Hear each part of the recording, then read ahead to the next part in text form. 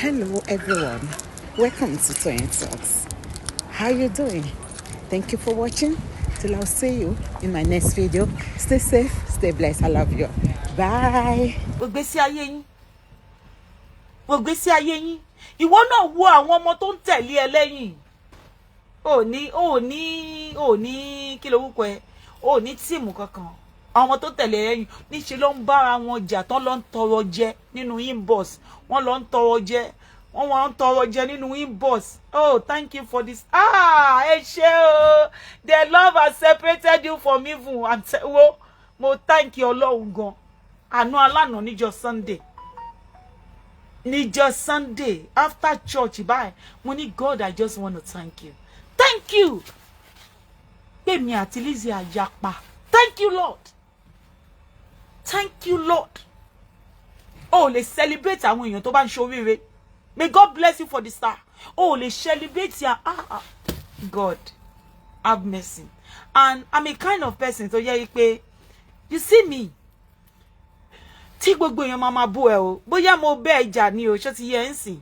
Tó bá fẹ́ ṣe birthday, I can celebrate. Nísìnyí o, ó ti yẹ ń sìn, mi ì sí London anybody.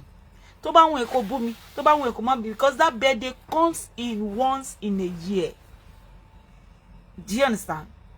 Birthday comes once in a year, and I love to be partaker of the people that celebrate you. Ó ti yẹ ń sìn. And I'm in that child life from the beginning of our life. From the history of Florida. Mo wà nínú ìgbésí ayé. I am a part of Florida.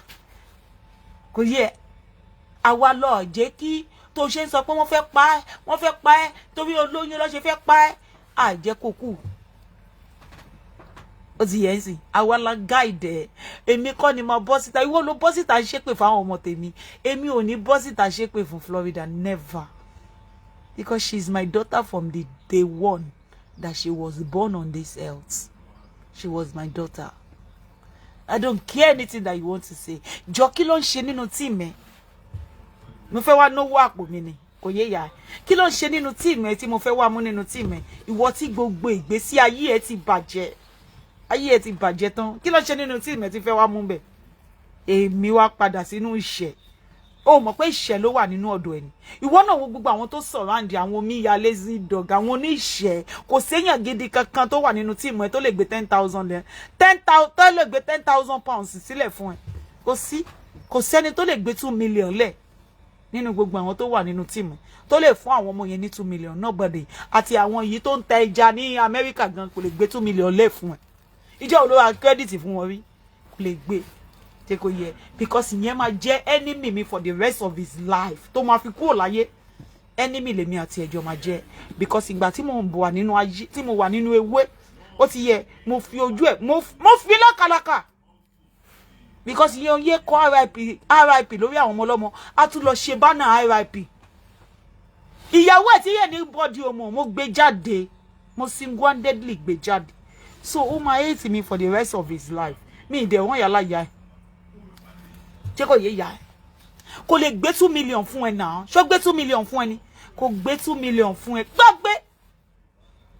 Gbàgbé. Ṣó ti yẹ? Ó lẹ́nì kankan. Ó ní nobody tó ní. Ṣó ti yẹ? Fún ara ẹ ló sanwó birthday ẹ. Look at your life.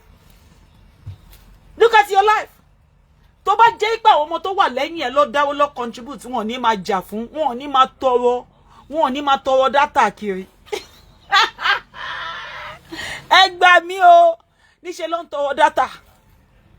Wọn ò ní máa tọrọ data kiri. I never shop lókun lọ́dọ̀ ẹ̀. Kí ni mo fẹ́ wá ṣe lọ́dọ̀ ẹ̀? Ọlọ́run ò ní jẹ́. I never shop. Òun làwọn ọmọ tó wà lẹ́yìn ẹ̀, because mo máa ń fún wọn lówó oúnjẹ. Kò yé ya. Olówó oúnjẹ wà ńbẹ̀ tí mò ń fún ní 50,000. Ṣé kò yẹ? Ṣé kò yẹ ń sìn? Ṣínà tẹ ṣe ń wà yẹn, mo lè gbé gbogbo rìsíìtì ẹ̀ jáde. 50,000 ni máa ń fún lóṣooṣù.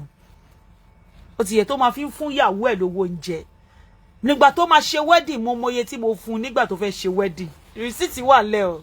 Ọlọ́run wá gbọ́. Rìsíìtì wà lẹ̀. Ṣé kò yẹ? Ó máa fún ní 1 bag of rice. Ó máa fún Ṣínà ní 1 bag of rice nígbà tó fẹ́ ṣe wedding. Ó máa fún ní 1 bag of rice. Bàbá arúgbó yẹn. Ó máa fún ní one bag of rice ó mọye bag of rice mélòó tí mo fún, ó mọye tí mo gbé lẹ́ngbà tó fẹ́ ṣe wedding tó lóhun fẹ́ yàwó, ó mọye tí mo gbé sílẹ̀, ó mọye tí mo fún lóṣooṣù, màá tún ra data fún, ó máa ṣòfò ni. Lizzy o ò lè wá láàánú mọ́, kí ni mo fẹ́ jọ nítorí Ọlọ́run, kí ni mo fẹ́ ṣe lọ́dún ẹ̀ ó rí bí mo ṣe freelancer bí mo ṣe wà anywhere ni mo lè, anybody tó wù mí mo lè celebrate Ọlọ́run, mo lè celebrate Priscilla láti alẹ́ títí dé 24 hours, kí n tún continue kí n tún celebrate Esabo, kí n tún continue kí n tún celebrate kí ló wúkọ Àbíkẹ́, kí n continue kí n máa celebrate wọn káàkiri, kí n tún continue kí n máa celebrate Dorcas, kò sẹ́ni tó máa béèrè pé kí ló dé tí mo ṣe bẹ́ẹ̀. Can you see? Kò sí rí gbèsè ayé ẹ̀ ń sìn, kò sẹ́ni tó máa bá mi jà pé kí ló dé tó ṣe báyìí, kí ló dé tó ṣe ṣàwọn, ó wí pé ó ti rí sìn. I have a free life because my mind is free with whosoever. Mo lè jí láàárọ̀ lásìkò kí mú Mọ́mì Ọbánlá kí n celebrate ẹ̀, kò sẹ́ni tó máa sọ pé kí ló dé tó ṣe celebrate Mọ́mì Ọbánlá, kí ló dé tó ṣe ṣí ẹ̀ ṣó Ìyábọ̀ Òjó, kò sí. I am tired of hating on somebody. No, I am not the type. No, ṣe the type. I am not the type. Mo dẹ̀ ń ṣojú kòkòrò. I am not the type. Ṣé kò yẹ? Ó rántí ìgbà tí mo fẹ́ wá sí Naija tó ní pé ó di dandan kí n wá dé sí ẹ lọ́dọ̀. Mo láwọn ẹbí mi ò ní gbà. Àwọn ẹbí mi tó ti rí mi for long, mo ní wọn ò ní gbà. Because mo ń ṣe ọmọ àìróúnjẹ jẹ. Ó ti yẹ. Mo láwọn ẹbí mi ò ní gbà o. Because àwọn ẹbí mi máa fẹ́ kí n dé sọ́dọ̀ àwọn báyìí ni. Kí n dé tí wọ́n ni. Kájọ máa ṣayé wa lọ bá ṣe máa ń ṣayé wa lọ nígbà tí mo wà ní Naija. Àwọn ẹbí mi ò ní gbà. Because tó bá jẹ́ pé àwọn ọmọ tí ò rò oúnjẹ jẹ, irú àwọn Zainab yẹn tó yẹ pé inú ìṣẹ́ ní ìyá ẹ̀ ti bí, inú ìṣẹ́ ní ìyá tó bí ti bí sáyé, ó máa gbà láti dé sọ́dọ̀ ẹ̀ náà. Àwọn ọmọ born throw away, ó máa gbà láti dé sọ́dọ̀ ẹ̀. Ó yẹ, èmi lẹ́bi, mo lẹ́bi tó gbá sí, tó máa fi mọ́tò tuntun gbé mi lójoojúmọ́, tó máa fi mọ́tò tuntun, tó máa fi gbé mi káàkiri lójoojúmọ́. Ó ti yé ìyá ẹ̀. Ìwọ láyé. Wàláì. Kò sáyé kankan nínú ọ̀run ẹ̀. Ayé social media. Ayé àwọn tó wà, àwọn mọ ẹni tí Lizzy ń target, àwọn tó wà nílùú òyìnbó. Ẹni tí Lizzy ń target nìyẹn. Àwọn tó wà nílùú òyìnbó ló ń target. Òun ló ṣe ń fi yan yín lójú ẹ̀yẹn, àwọn tó wà nílùú òyìnbó tó yẹ pé ìmí nínú wọn kò sí nǹkan kan lọ́wọ́ wọn. Àwa rò bí Lizzy lówó kò dẹ̀ mọ̀ pé kò ní nǹkan kan. Jọ ẹbẹ̀ lọ́wọ́ ẹ̀ pé èèyàn mélòó ló ti kọ́lé fún. Mọ́mì Ọbánlá tí ò ṣe bí olówó lórí social media, tí ò ṣe bí pé àwọn lówó gan, tí ò hùwà bẹ́ẹ̀, ẹ lọ wo ilé tí màmá yẹn àtọkọ ẹ̀ máa ń kọ́ fún àwọn tó wà nílùú òyìnbó. Ṣé rí wọn kán wá máa gbégbágbága lórí social media, olówó làwọn o, àwọn báyìí làwọn nínú ayé, àwọn kinní kan. Ìjẹ́ ẹ lè mọ̀ pé Mọ́mì Ọbánlá bẹ́ẹ̀ yẹn ló máa yá wo Lizzy lówó. Wọ́n jọ lọ sí party Mọ́mì Ọbánlá ló ń ya lówó. Ìjẹ́ ẹ lè mọ̀. Ìjẹ́ ẹ lè rò bẹ́ẹ̀ pé Mọ́mì Ọbánlá ló máa yá Lizzy lówó. Ìjẹ́ ẹ lè mọ̀ bẹ́ẹ̀ pé wo Mọ́mì Ọbánlá yẹn, Lizzy máa mu pure water tán, pure water 20 naira, Lizzy ò rówó san. Èló ni pure water ní Nàìjíríà, Lizzy ò lè sanwó. Ó ṣẹ̀ṣẹ̀ ń pè láti orí ẹja ni pé kó wá transfer 20 naira fóun. Mọ́mì Ọbánlá ló bá san kí láti wá tó dé, kí láti wá tó sẹ́ǹdì owó sí 20 naira. Ibi ẹlẹ́mọ̀ ti mọ̀ pé ayé Lizzy ti bàjẹ́. Mọ́mì Ọbánlá ló bá san owó yẹn. Tí kò yé yín sí. Lizzy Anjorin lọ sí party. Mọ́mì Ọbánlá ló ya ní 250,000 naira tó lọ ṣẹ́. Káyé ẹ̀ má bàa bàjẹ́, Mọ́mì Ọbánlá ló ya lówó tó nọ́mbẹ̀. Kí tìjú má bàa bá, Mọ́mì Ọbánlá ló kó 250 lé Lizzy lọ́wọ́ because kò ní nǹkan kan lọ́wọ́. Mi ní Lizzy ò ní nǹkan kan sẹ́ẹ̀. Wàláì, ijó tí mo fi monetization mi hàn Lizzy, Lizzy ní adú owó báyìí lè máa ń gbà, ó ti sáré calculate ẹ̀ sí náírà. Olówó ò ní calculate ẹ̀ sí náírà, kò ní jọ́ lójú. Àwọn dọ́là yẹn ò ní jọ́ lójú. Lizzy ò ní kọ́bọ̀. Ọlọ́run bá ń gbọ́. Màá tó àṣírí ẹ̀, mo ń ṣèpọ̀ lọ́wọ́. Bí bá ti ṣe tán tó bá ti jiná, màá tó àṣírí ẹ̀ síta. Mo rò pé àṣírí ẹ̀ ó máa tú báyìí. Inú mi dẹ̀ dùn táyé ẹ ṣe bàjẹ́, tí gbèsè ayé ẹ ṣe wọ́n jégéjégé. She is a fail actress. God will bless you. Oledumoda is a fail actress. Comment yẹn o, fẹ́ pin ẹ. God will bless you. Barbie, God will bless you, Barbie. She is a failed actress. She's nobody. Ẹ ti rí Ṣadé Ọkọya tó lówó lọ́wọ́ kó wá pariwo. Ẹ wo adúrú owó tó wà lọ́wọ́ Ìyábọ̀ Òjó. Ìyábọ̀ Òjó make noise. Ẹ wo adúrú owó tó wà lọ́wọ́ Ìyábọ̀ Òjó. Presently tàbí tá fojú wa rí. Ẹ wo fíìmù ẹ̀ bó ṣe ń tà. Bó ṣe ń sold out, tó sold out, tó sold out. Ó máa wà l'Amẹ́ríkà from on the 9 kan ló máa wà l'Amẹ́ríkà. Ó dà pé from on the 9 ló máa wà l'Amẹ́ríkà. Ó máa wà l'Amẹ́ríkà báyìí o. Ìyábọ̀ Òjó máa tún máa gba dollars lọ nìyẹn. Ìyábọ̀ Òjó ti gba ó ti gba pounds lọ nínú UK. Nínú UK ó ti gba pounds lọ. Ó ti gba pounds lọ nínú UK. Wọ́n tún ti gbé movie yẹn lọ sí America. Ó máa bẹ̀rẹ̀ sí show láti America ní on the 9 àbí? Ẹ gbọ́ tí Ìyábọ̀ Òjó máa ṣe bí èèyàn. No. Ẹ ní rí Ìyábọ̀ Òjó kó máa fumble. Kó máa fumble. Lizzy, ìṣojú ẹ̀ lágbára lọ́hùn. Ìṣojú ẹ̀ ní Ìyábọ̀ Òjó máa jọ deputy governor ní Lagos State. Kò yẹ. Wàá mọ̀ pé ọwọ́ pẹlẹbẹ ẹ̀ máa ṣẹ́gi. Ọwọ́ pẹlẹbẹ ẹ̀ máa ṣẹ́gi.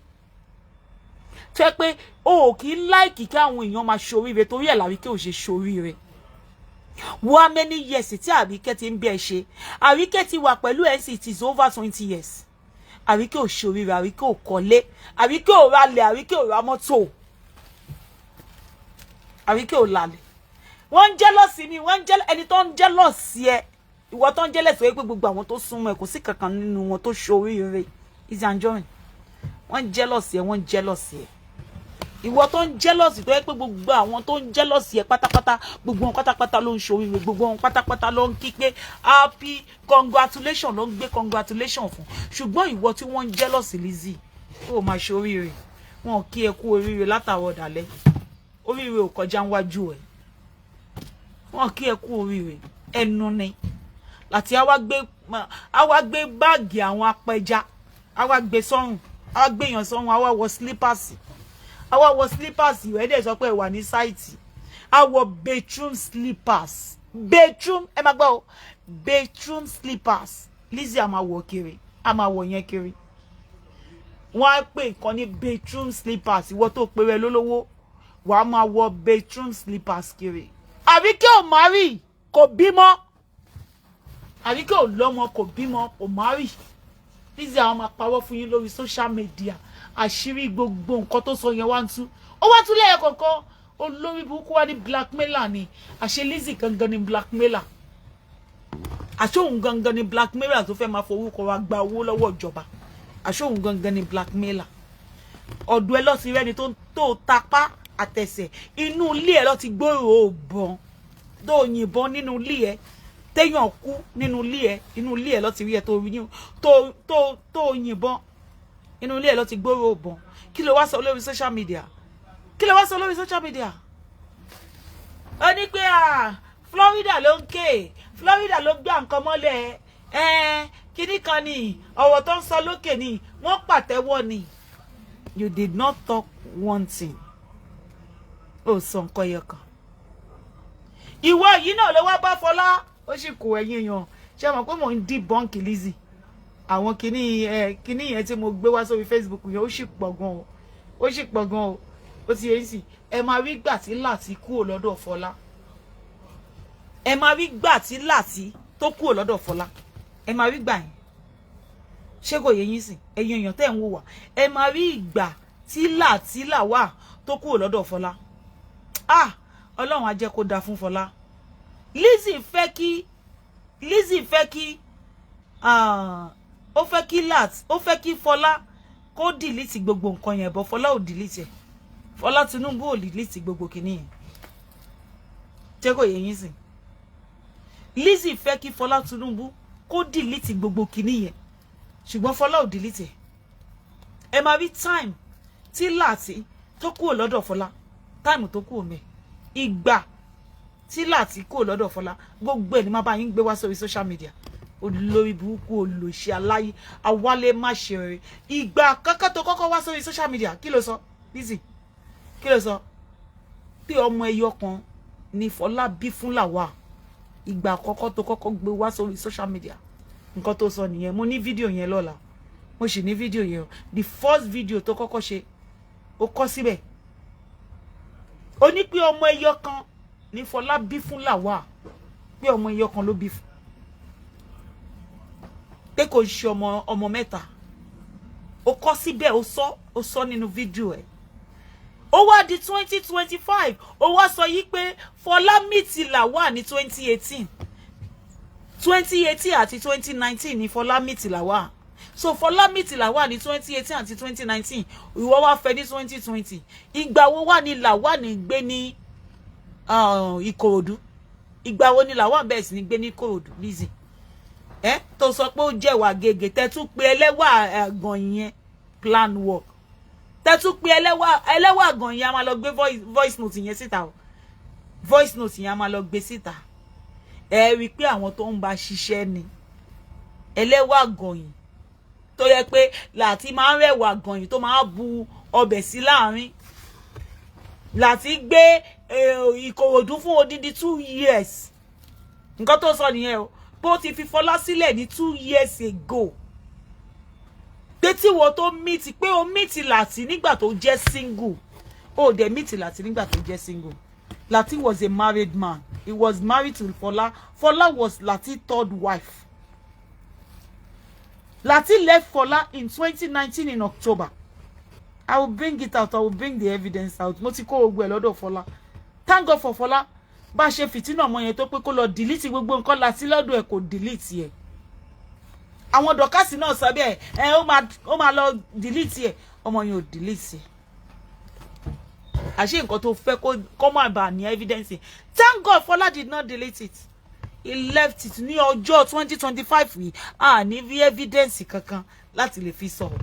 Tani Fọlá ti delete Instagram ẹ̀ ní. Ní rí òdodo mọ́. Ọmọ yẹn ò delete Instagram ẹ̀. Instagram yẹn ló ń lò lọ. But you keep monitoring that girl because ó ń ṣoríire. Ó ti lọ sọ́dọ̀ bàbá lábúlé, nǹkan kan ò ṣẹlẹ̀. Kò sí nǹkan kan tó ṣẹlẹ̀ sí Fọlá. Gbogbo àwọn tó ràn Fọlá lọ́wọ́ pátápátá ló ń dá fún. Ó dá fún wọn. Why tó ṣe ní dá fún wọn? Wọ́n ní afúnni, ọwọ́ afúnni kò kí ń wà nísàlẹ̀, òkè ló máa lọ. Ẹnikẹ́ni tó bá ti ń fún ẹ̀dá lówó, ó máa lọ sókè ni. Gbogbo ẹnikẹ́ni tó bá ti ń fún ẹ̀dá lówó, ó máa lọ sókè ni. Ṣé kò yé yín sìn? Ó máa lọ òkè ni. Ọwọ́ afúnni òkè ni, òkè ló ń gbé. Gbogbo ẹnikẹ́ni tó bá ń fún ẹ̀dá lówó tí ò fẹ́ kí ẹ̀dá sọ́fà, ọwọ́ afúnni òkè ló ń gbé. Ògbésí ayé ẹ̀ wá bàjẹ́. Láti ààrẹ gbẹ̀wù dání. I like that Yorùbá omi ò ní lè mú ọkọ o. Eke ìtọ́jú òbò ẹ. Ayé ẹ̀ wá bàjẹ́. Jọta ló ba ayé ẹ̀ jẹ́. Ìwọ tó ní personality, Lizzy Anjorin, ó jẹ́ personality. Láti ló lẹ ẹ̀ǹdẹ̀ sí. Ẹ má misquote mi, ẹ̀yin èèyàn. Ṣé kò yé yín? Ṣé kò yé yín sìn? Sọ pé Láti ò kì í ṣe èèyàn. Ẹ má misquote mi. Ṣebí Abíọ́lá, ìyàwó ẹ̀ ló sọ di èèyàn. Ìyàwó Abíọ́lá, ìyàwó ẹ̀ tó kọ́kọ́ fẹ́ lákọ̀ọ́kọ́, òun ló sọ déèyàn. Ìyàwó tí Abíọ́lá kọ́kọ́ fẹ́ lákọ̀ọ́kọ́, òun ló sọ di èèyàn. Ṣó ti yé yín sìn? Ṣùgbọ́n Lizzy ò lè sọ ẹnikẹ́ni dèèyàn. Láti ò mọ̀ pé Lizzy ò gbé dání. Ó ti yé yín ni. Tí Láti bá mọ̀ pé bọ̀yì lòun máa wá ṣe lọ́dọ̀ Lizzy, kò ní wá sọ́dọ̀ Lizzy. Àwọn ẹgbẹ̀rún dání. God bless you. Ẹ jẹ́ pí ni. Ẹmọ yẹn mọ Yorùbá kọ. Ọlọ́run ọba ń gbọ́. Tí Láti bá mọ̀ pé òun wá sọ́fà ní báàgì àjọ lòun máa gbé bí apẹja. Bí apẹja, wọ́n gbé báàgì ìgbẹ̀rù dání lé lọ́wọ́.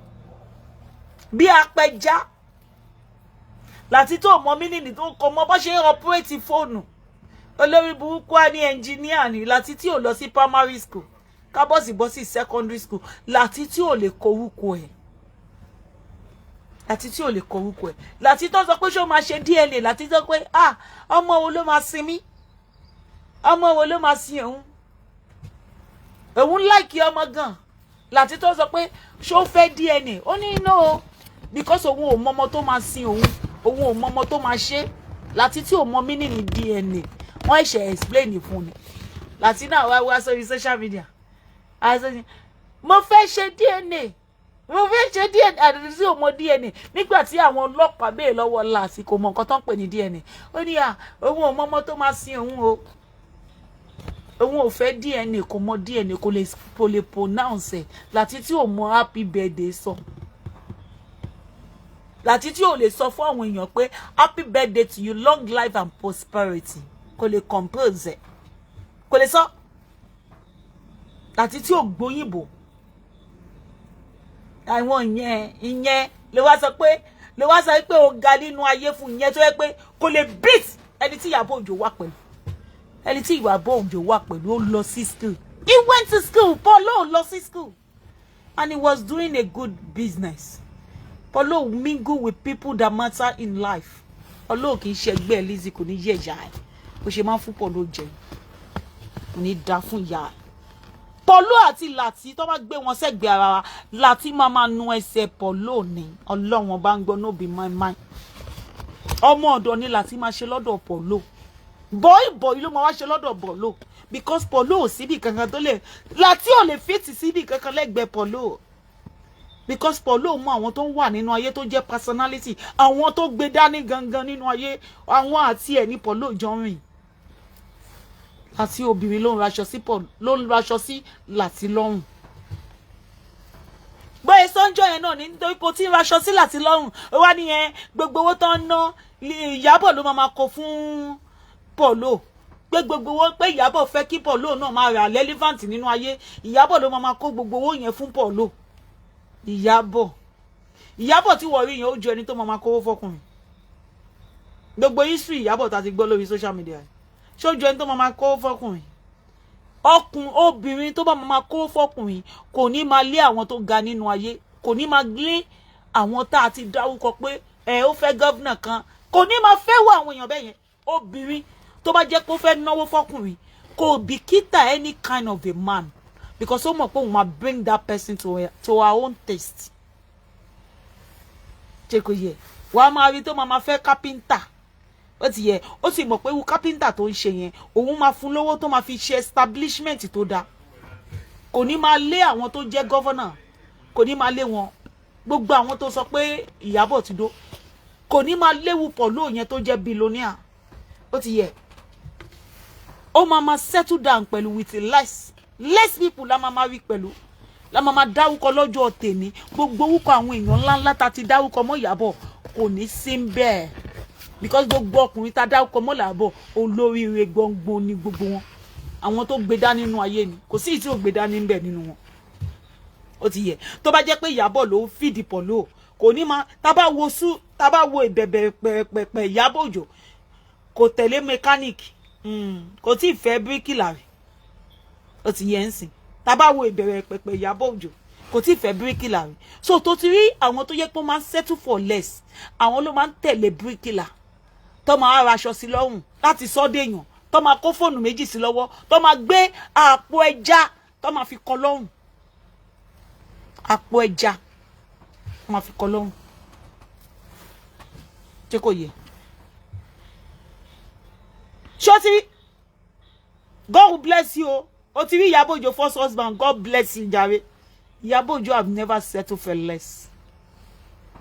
He's not the type of a woman that settled for less. She believe in herself. She have their confidence in herself. Pé ẹni tó wọ̀n mí nìyẹn o. Àwọn olóríire èèyàn, àwọn tó gbé dání, àwọn tó ń fẹ́ máa mingle pẹ̀lú nìyẹn. Èèyàn tó dẹ̀ da kò ń ṣòun lòun máa tún máa brush up. No! Òun kọ́ lòun máa tún brush ẹni tóun fẹ́. Ẹni tí ò ní lè ra bàtà sóhun lẹ́sẹ̀. Òun ò tẹ̀lé. Àti rí nínú history Ìyábọ̀. Àrí nínú history ẹ̀. Ó tẹ̀lé bíríkìlà bíi titi ẹ̀. Ìwọ ló settle for less because ìwọ náà fẹ́ marry.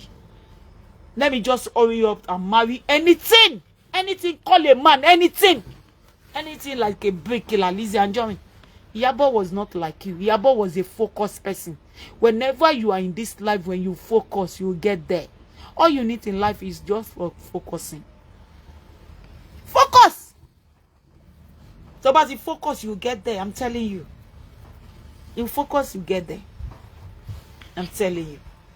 But when you don't focus, when you let the thing of this world carry you away ibi tó ń gbé ẹ lọ lèmi ò mọ̀ ó máa gbé ẹ lọ ní bí omi. Ìyábọ̀ Òjó focus. Ṣé kí ló wúkọ bọ̀bọ̀ yẹn Paulo kò rí gbogbo obìnrin nínú Yíbò ni àìmọye àwọn obìnrin tí Paulo ti bá sọ̀rọ̀ rí ó ti yẹ tán dùn ju Ìyábọ̀ Òjó gan lọ ló dẹ̀ wò pé kí ló wà lára Ìyábọ̀ Òjó yìí gangan kí ni gan ẹni tó ń fẹ́ settle pẹ̀lú ni Ìyábọ̀ Òjó yẹn ló wá settle pẹ̀lú kò gbà sí ayé ẹ ìwọ wá lọ settle Ìyábọ̀ Òjó rí bíríkìlà ń bẹ o ó rí apọnmità ń bẹ o ó rí shoemaker ó ní ẹlẹ́dàá mi yẹ bíríkìlà ẹlẹ́dàá mi yẹ shoemaker òun kọ́ lòun máa tún máa lọ ṣiṣẹ́ kóun máa tún fi bọ́ a grown up man ọkùnrin tó ti dàgbà òun kọ́ lòun máa ṣiṣẹ́ lọ máa bọ́ ìgbésí ayé ẹ̀ ṣáwa la sọ yìí pé kó ọmọ ṣiṣẹ́ lèmi o ọmọ ṣiṣẹ́ lèmi o láti ló fi ń bọ́ láti ò dẹ̀ jẹ́ èèyàn náà nínú ayé torí tó bá sọ pé kí láti show us your friends àwọn bíríkìlà lọ́jọ́ wà àbí mo parọ́ mọ́ láti ní Lizzy wáwò àwọn bíríkìlà lọ́jọ́ wà tá bá pe láti sì pé àwọn ọ̀rẹ́ ẹ̀ yẹn dà láti àwọn ọ̀rẹ́ láti rẹ̀ we're gonna show you Lati's friends now a máa fi gbogbo àwọn ọ̀rẹ́ láti hàn yìí ẹ máa rí wọn sìn ẹ máa rí gbogbo àwọn ọ̀rẹ́ láti ẹ̀yin náà máa rí pé irú àwọn olórí burúkú wo ló wà pẹ̀lú báyìí àwọn olórí burúkú gidi ni o àwọn ọ̀rẹ́ láti Lizzy ọkọ tó pè lọ́kọ ẹni tó fẹ́ lọ́kọ ó ti yẹ wá wo àwọn ọ̀rẹ́ ọkọ ẹ̀ ń bọ̀ jàre ẹ̀yin ẹ ṣáà ní sùúrù ẹni sùúrù Ọlọ́run ló yọ mí lẹ́nu láàárọ̀ yìí tí mo fẹ́ bọ́ síta mo fẹ́ máa bọ̀ wá sí storage mi bá fẹ́ mú jákẹ́ẹ̀tì báwo pé òkè tó bá tutù máa fi sínú trolley mi Ọlọ́run ló ní mú jákẹ́ẹ̀tì yẹn because bọ́ọ̀sì yẹn báyìí mò ń wò lọ́ọ̀kan báyìí ni mo fò jáde ni mo wá mú jákẹ́ẹ̀tì yẹn dání tí máa fò jáde mo fò wọ jákẹ́ẹ̀tì yẹn lẹ́sẹ̀kẹsẹ̀ ni hey God assessment ó tutù lánàá náà o but I feel pé ó máa normal lẹ́ni